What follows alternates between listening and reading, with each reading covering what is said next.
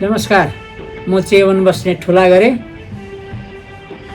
मेरो घर सङ्खुवा सभा, धर्मदेवी 9, अहिलेको बसाइ काठमाडौँ।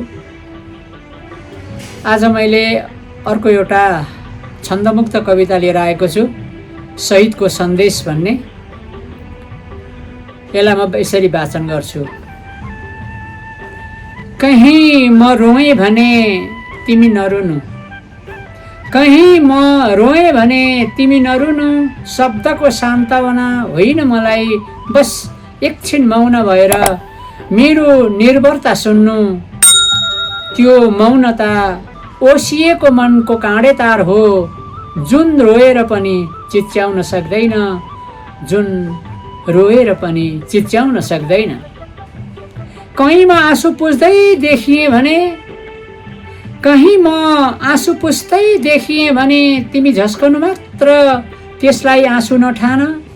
त्यो त वर्षौँदेखि थुनिएको सत्यको निसासिएको धुवाँ हो, जसले अब आँखाबाट बाहिरिने बाटो खोजिरहेको छ, जसले अब आँखाबाट बाहिरिने बाटो खोजिरहेको छ। कहीँ म थकित मुद्रामा देखिएँ भने तिमी मेरो छाया नबन्नु, किनभने त्यो छाया पनि थकित भइसकेको छ। पछ्याउँदै पछ्याउँदै अन्धकारको राज बनेर बाँच्न सिकेको छ, अन्धकारको राज बनेर बाँच्न सिकेको छ।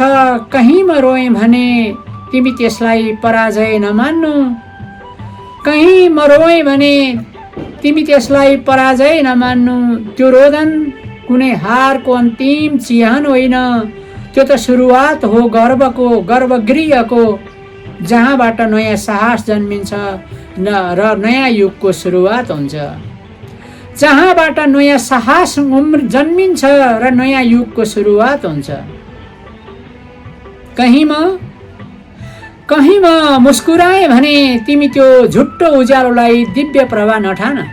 सायद त्यो मेरो अन्तिम प्रयास हो, बाँच्न खोजेको अभिनयमा भत्किँदै गरेको पुलको अन्तिम थाम जस्तो हो, भत्किँदै गरेको पुलको अन्तिम थाम जस्तै हो।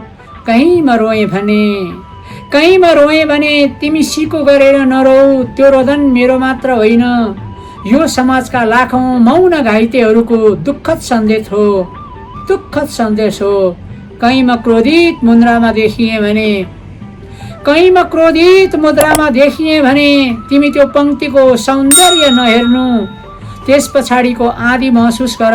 शब्दहरूमा नबोलिएको पीडा प्रत्येक बन्दुकका गोलीमा बोलिएको हुन्छ, त्यसैभित्र यथार्थको उज्यालो हुन्छ, त्यसैभित्र यथार्थको उज्यालो हुन्छ।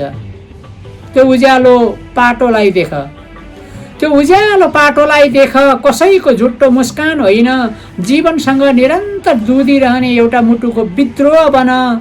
उज्यालो धरतीको लागि चम्किलो घाम बन, तर फेरि कहिल्यै शहीद नबन, तर फेरि कहिल्यै शहीद नबन। यति नै भने मैले यो छन्दमुक्त कविता। हवस् त, सुनिदिनु भयो, धन्यवाद यहाँहरू सबैलाई। नमस्कार।